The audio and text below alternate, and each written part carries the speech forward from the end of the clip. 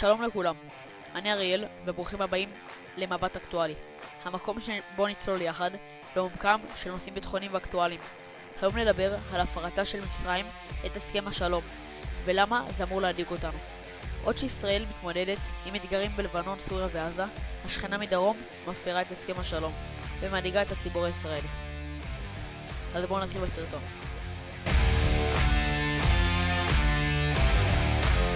עם הקמת מדינת ישראל בשנת 1948, מצרים הייתה אחת מהאויבות הגדולות של ישראל.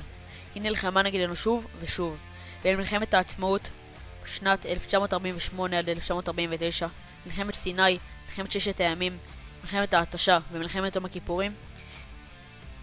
במלחמת ששת הימים ישראל כבשה את חצי האי סיני, שהיה חלק ממצרים.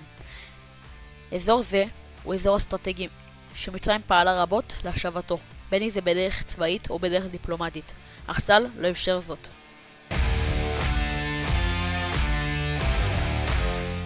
בשנת 1979 נחתם הסכם השלום בין ישראל למצרים.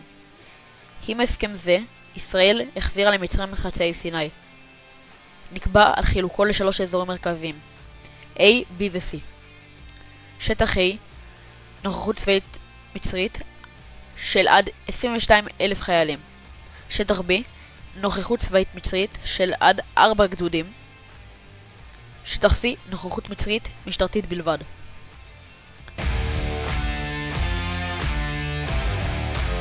עכשיו, שטראמפ עלה לשלטון בארצות הברית, מצרים מתחילה לפנות מזרחה. בתור התחלה, מצרים הצטרפה לארגון שנקרא לשיתוף פעולה, המקביל לנאטו, ועכשיו גם מתחילה להעביר כוח צבאי גדול, כגון מטוסים, כוח שריון וכוח רגלי לוחם לאזור סיני, ובכך מפירה את ההסכם.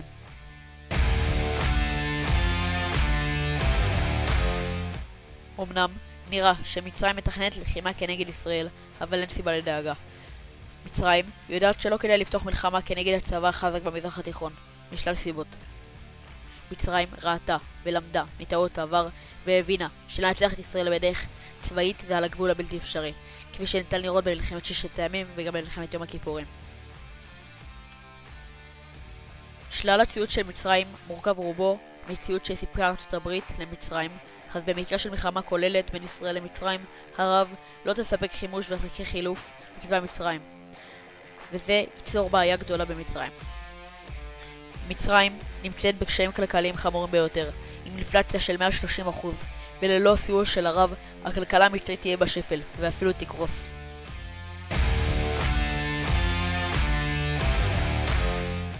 לסיכום, אין סיבה לחשוש ממצרים, ומהמהלכים האחרונים שלה. מדינת ישראל היא המדינה החזקה בעולם ביחס לאוכלוסייה, והיא מוכנה לכל תרחיש. מקווה שאהבתם את הסרטון, מוזמנים לספר לי את דעתכם בנושא. אם מצאתם טעויות או הערות, אשמח לשמוע ולתקן. תודה רבה לכולכם.